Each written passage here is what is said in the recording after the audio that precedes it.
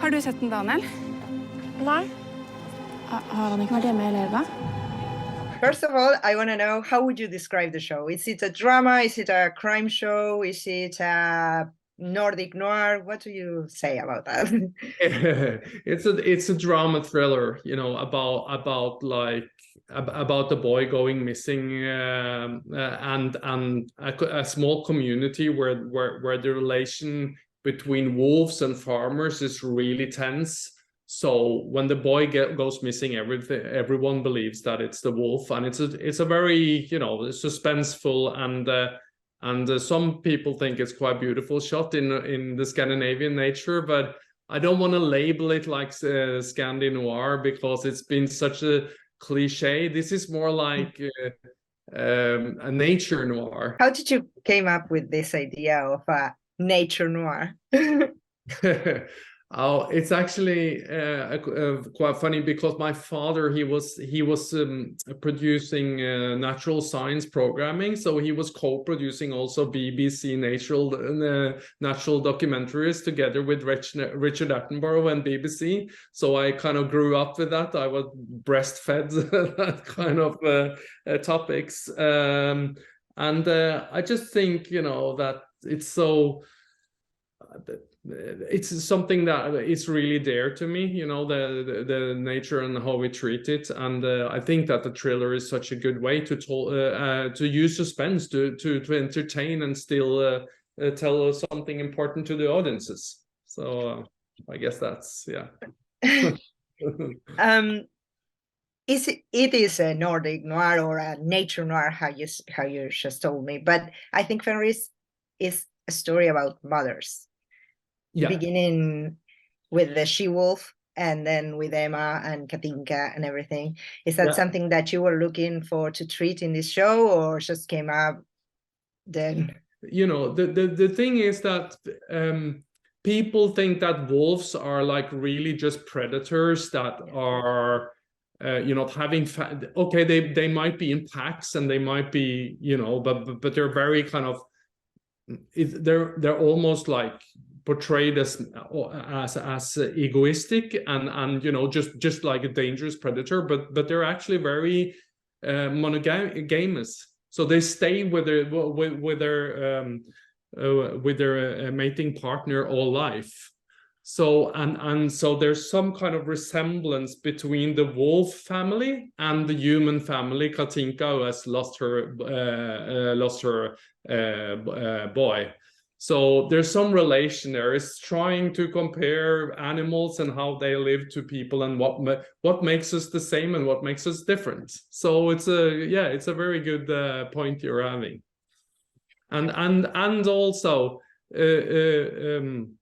the she-wolf is very important in the wolf family. She hunts and does everything at exactly the same scale as male wolves, and that's also kind of something, you know, it's a Scandinavian way, I guess. So it has a little bit of feminism to it, maybe. Yeah. One of the things I like the most about Fenris is that it tells a story about a small town and a big hill. So how did you create that small town where everything happens and there is a lot of tension and everything? Where did all of this came from? Actually the tension between the predators and farmers in Norway is like really, you know, huge, and I'm so fortunate to have like a house in a small city in Norway in a similar city to the one in the series, so I could use my own kind of experiences and kind of interwove it with fiction, and so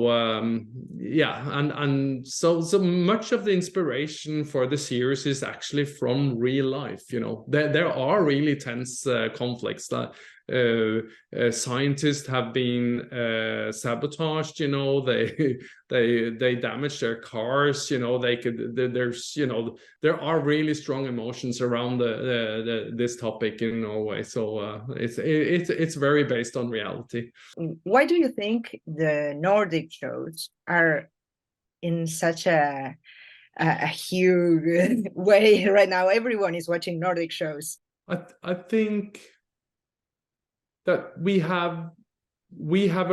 I think Nordic shows have a really love for their characters and the individual, and that gives you a certain warmth that I think really you could see when you watch the shows, and that makes them travel, because and also they are so much about very kind of like fundamental human questions, so I think they are recognizable all over the world. I guess I think that's the thing, we're not maybe Nordic noir is becoming a little bit of a cliche, but I don't think we're making like really cliche genre thing. I think they're more kind of they have more layers, and that makes them more interesting, maybe. Hopefully. I want to ask you about the title of the show. Fenris is a mythology creature. Why Fenris? Because the male wolf is not that important in the show like she-wolf.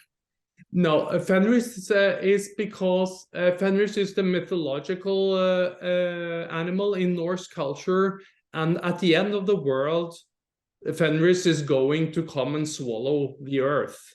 And for me, Fenris, the wolf, is the symbol of, like the extinction of races, because it's or like animals, because it's so important in Scandinavia. I think, it has also become like a symbol on, the arc symbol in a way on environmental issues. So it's both like a mythological from Norse culture, but it's also like a metaphor today for, the fight between, nature and culture in a way, or industry and nature. So that's why, yeah. Men forklarte at Daniel ble satt av ulv. Visste du det? Fenris is like an intriguing and suspenseful show about animals and nature. It will give you the chills, it will engage you in the characters, and I think, and about a very serious and topic, but still being entertaining. So watch it. Denne bygda her så blendet av hav.